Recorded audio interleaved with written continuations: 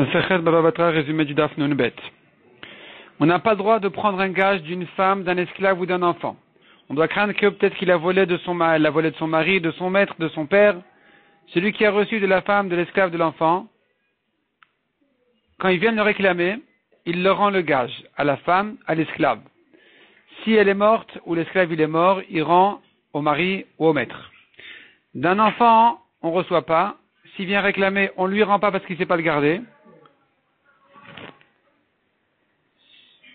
Il doit en faire un capital qui va lui donner des fruits et qui va tenir jusqu'à ce qu'il grandisse.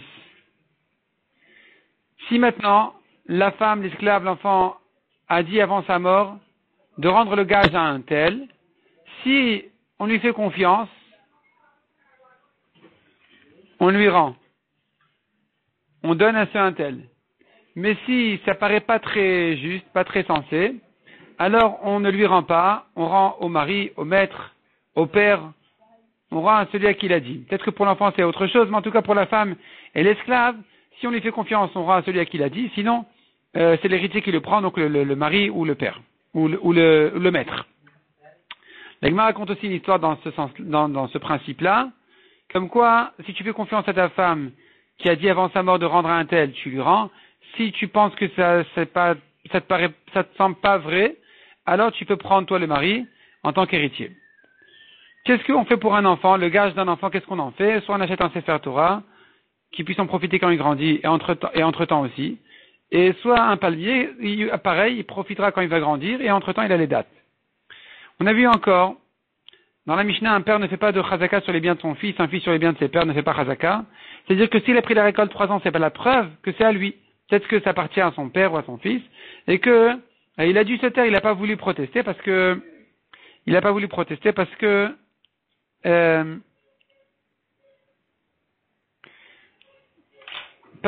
son fils, son père, il voulait pas protester, mais en fait il lui a pas donné. Donc c'est pas la preuve que ça a été acheté.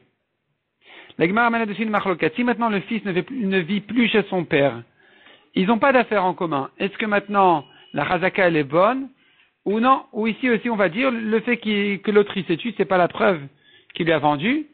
Peut-être qu'il a été mochel sur ces années-là et donc la chazaka n'est pas bonne. C'est pas la preuve que c'est à lui. Donc là-dessus nous avons une marloquette.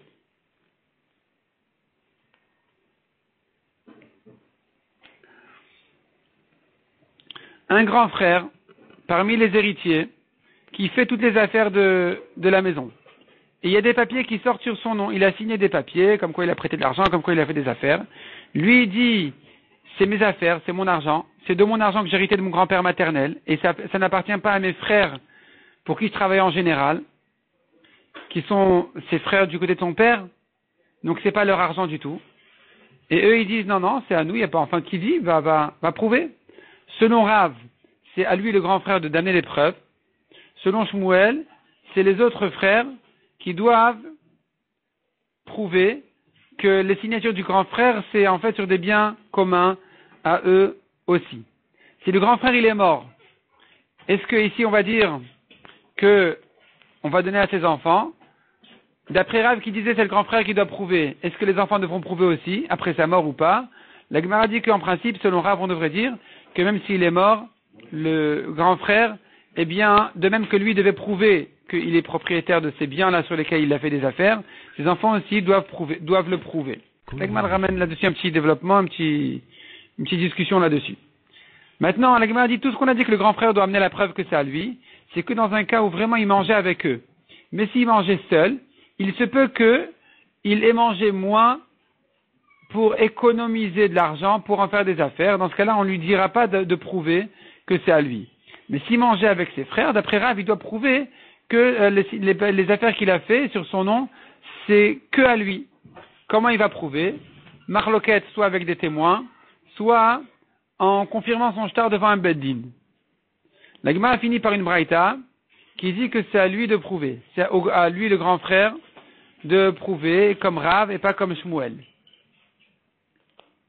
De même, une femme qui travaille une veuve qui travaille donc pour ses enfants, les orphelins, elle aussi, s'il y a des papiers qui sortent sur son nom, c'est à elle de prouver que ça vient de son argent, ça lui appartient, et que c'est pas de l'argent des enfants.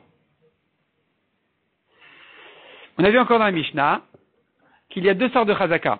Il y a une chazaka qui est une chazaka de prouver que je suis propriétaire parce que ça fait 3 ans que je suis là. Et là, il faut amener un argument. Il faut dire, voilà, ça fait 3 ans que j'habite ici, et tu m'as vendu, j'ai perdu les papiers. Dans ce cas-là, on va croire l'acheteur et pas le vendeur qui dit j'ai pas vendu.